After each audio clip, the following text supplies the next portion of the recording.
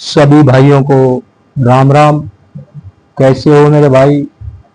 उस परमपिता परमात्मा की कृपा से सभी भाई ठीक होंगे। अनुभव सर्वोपरि है। इस वाणी को सुनने से पहले चैनल को सब्सक्राइब और लाइक करें ताकि आने वाला वीडियो और नोटिफिकेशन आपके पास तुरंत पहुंच जाए।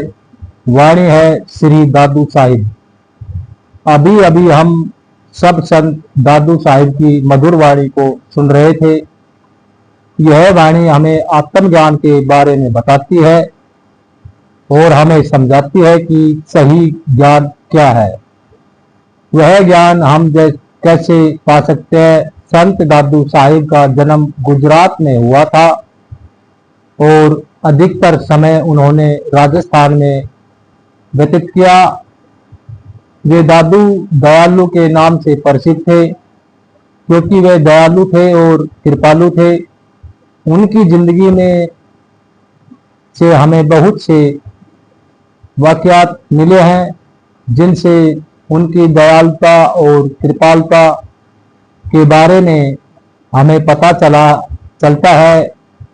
एक वाकया उनकी जिंदगी का मिलता है। संत दादू साहिब ने अहमदाबाद में जन्म लिया था। वहाँ एक ब्राह्मण रहता था। उसके दो बेटे थे। उन्हें बनारस में ज्ञान प्राप्ति के लिए भेज दिया और जब वे ज्ञान प्राप्ति करके वापस आए तो संस्कृत सीख चुके थे, विद्वान बन चुके थे और उस समय के सभी सब्जेक्ट में वे निपुण हो चुके थे। जब उनकी माँ ने कुछ सवाल रूहानियत के बारे में पूछे तो वे उनके जवाब नहीं दे पाए, तो उनकी माँ ने उन्हें दादू साहिब जो उस समय जयपुर में रहते थे के पास भेजा ताकि वे रूहानियत के ज्ञान की प्राप्ति दादू साहिब से कर सके। जब दोनों लड़के जयपुर पहुंचे तो उन्होंने देखा कि एक चौराहे पर एक काले रंग का आदमी बैठा हुआ है और धूप में उसका सिर चमक रहा है। वह बहुत मस्त है।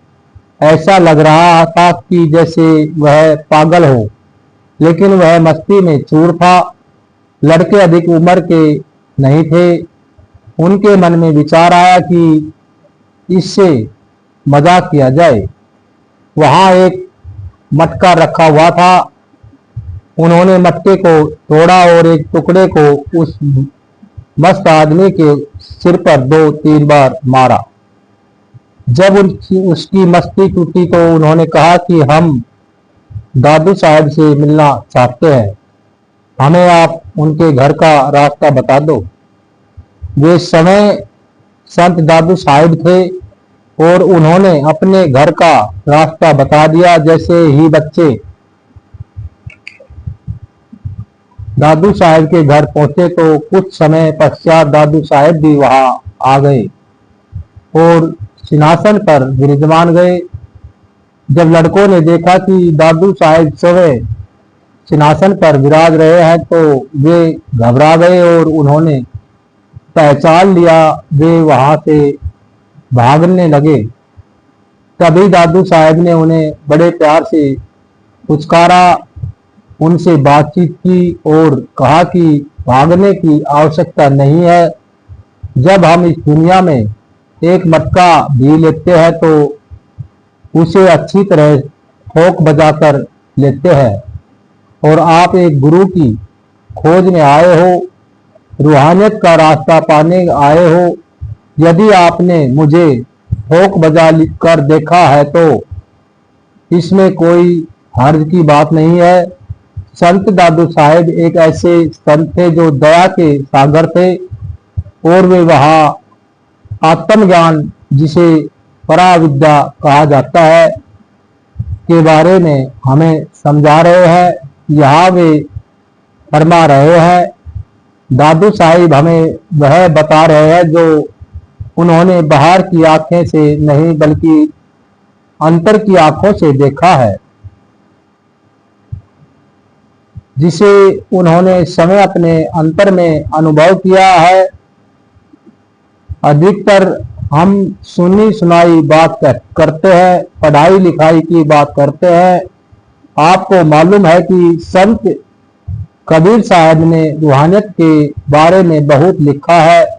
उनकी जिंदगी एक ऐसा वाकया है जो हमें समझाता है कि सही ज्ञान क्या है।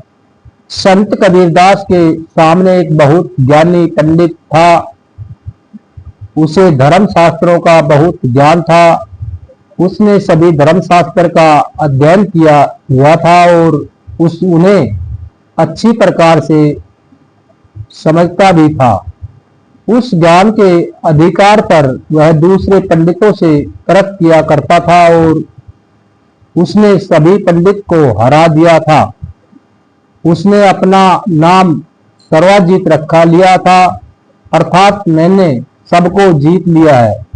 वह अपने घर पहुंचा तो उसने अपनी माँ से कहा कि आप भी मुझे आज से सर्वजीत कहा करो, क्योंकि जितने भी धर्म ग्रंथ को जानने वाले विद्वान हैं उनको मैं हरा चुका हूँ।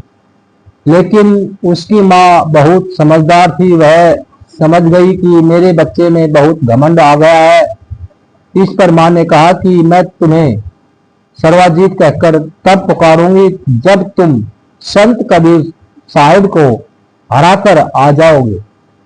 सर्वजीत ने कहा, इसमें क्या दिक्कत है, मैं अभी कबीर साहब को हराकर आता हूँ। सर्वजीत कबीर साहब की झोपड़ी में गया और उन्होंने उनसे कहा कि मैं आपसे धर्म ग्रंथों पर सवाल जवाब करना चाहता हूँ।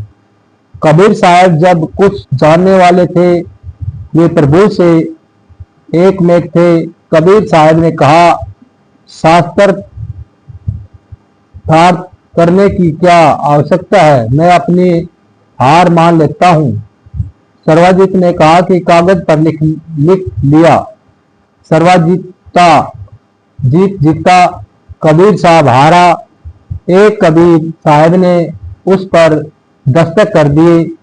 सर्वजीत बड़ी खुशी खुशी कागज लेकर अपनी माँ के पास आ गया और कहा कि देखो, मैं कबीर साहब को हरा कर आया हूँ। उसकी माँ ने सर्वजीत से कहा कि यह कागज मुझे पढ़कर सुना दे, तभी मुझे यकीन आ जाएगा। जब उसने कागज पढ़ा तो उसने लिखा था, सर्वजीत हारा, कबीर साहब जीता। यह पढ़कर वह हैरान हो गया। उसने सोचा, कबीर साहब ने मुझे बेवकूफ बना दिया। वह गुस्से में भरकर कबीर साहब के पास गया और कहा कि लिखने में कुछ गलती हो गई है। कबीर साहब ने कहा, आप फिर लिख लीजिए, मैं दस्तखत कर दूंगा। सर्वजीत ने लिखा, सर्वजीत जीता, कबीर साहब हारा। कबीर साहब ने कर दिए, साइन कर दिए। कागज लेकर सर्वजीत फिर अपनी माँ के पास आया। उसकी माँ ने उसे फिर कागज पढ़ने के लिए कहा। जब सर्वजीत ने पढ़ा तो आश्चर्यचकित रह गया, क्योंकि वहां लिखा था, सर्वजीत हारा, कबीर साहब जीता। वह भाग भाग कर कबीर साहब के पास गया और पूछा, यह कौन सा ज्ञान है जो आपके पास है? मेरे हाथों का लिखा हुआ बदल गया। तब कबीर साहब ने फरमाया, तू कहता पगाद की लेखी, मैं कहता आखन की देखी। तुम वही कहते हो जो तुमने पढ़ा हुआ है, जो किताबों में लिखा है, जो बाहर की दुनिया का ज्ञान है।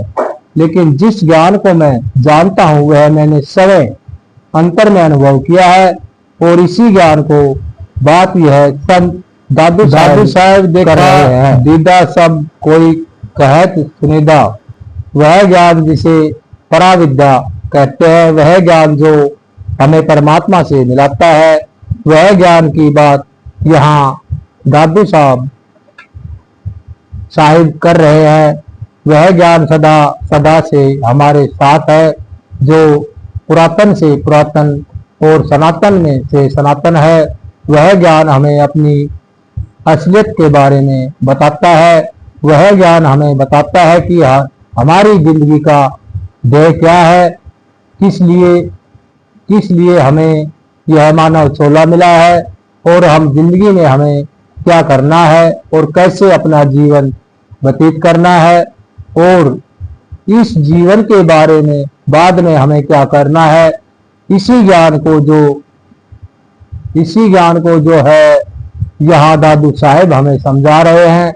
वे फरमा रहे हैं कि हमें अपने अंतर में प्रभु के दर्शन किए हैं, और दर्शन किए पर किस प्रकार किए हैं, उसकी ज्योति के दर्शन किस प्रकार किए हैं। उनकी ज्योति के दर्शन करके और शब्द को सुनकर जब हम उस सत्ता के साथ जुड़ गए, ज्योति और प्रकृति के साथ जुड़ा, तो हमें यह यकीन हो गया कि जिस दुनिया में मैं जी रहा हूँ यह माया की दुनिया है, यह जड़ता की दुनिया है, और शब्द के जरिए ही सारे खंड मंडल बने हैं। आगे संत दादू साहिब फरमा रहे हैं, हवा हिरन अंतर बस सीधा, तब यह दिल भया सीधा, आनंद नाद गगन गढ़ गर्जा, तब रस खाया अमीन दा। जब मैंने हिर्स को, वासन को काबू कर लिया, तो मैंने सीधे रास्ते पर चलना शुरू कर दिया। नहीं तो काम, क्रोध, लोभ, मोह और अहंकार ने मुझे गलत रास्ते का चला रखा था। इस दुनिया की मैं गिर गया था, और जितनी देर में इस दुनिया से जुड़ा हुआ था उतनी ही मैं कर्मों के बंधन में फंसा हुआ था। मेरी 5 इंद्रियां के द्वारा मेरा ध्यान बाहर की दुनिया में लगा रहता था, और मैं सही रास्ते पर नहीं आया। मेरी जो प्रभु से दूरी जा रही थी, वह तभी प्रभु की ओर हुई जब मैं अनंत मूर्ख हुआ था। जब मैं अनहद नाद से, जिसे अनहद शब्द कहा गया है,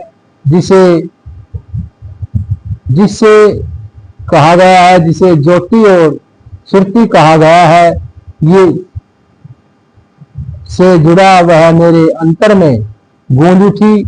यहाँ वे अंदर के आकाश की बात कर रहे हैं, न कि बाहर के आकाश की।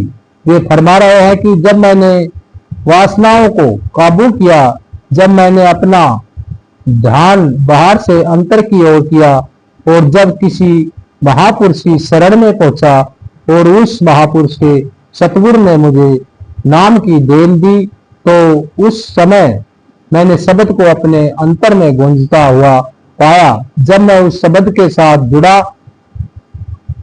तो जो दुख दर्द थे, जो चिंताएं थी, वे सब समाप्त हो गई। उसी शब्द की यहाँ बात कर रहे हैं, उसी नाद की बात कर रहे हैं, उस अनहद शब्द की बात कर रहे हैं जो प्रभु से उत्पन्न हुआ है।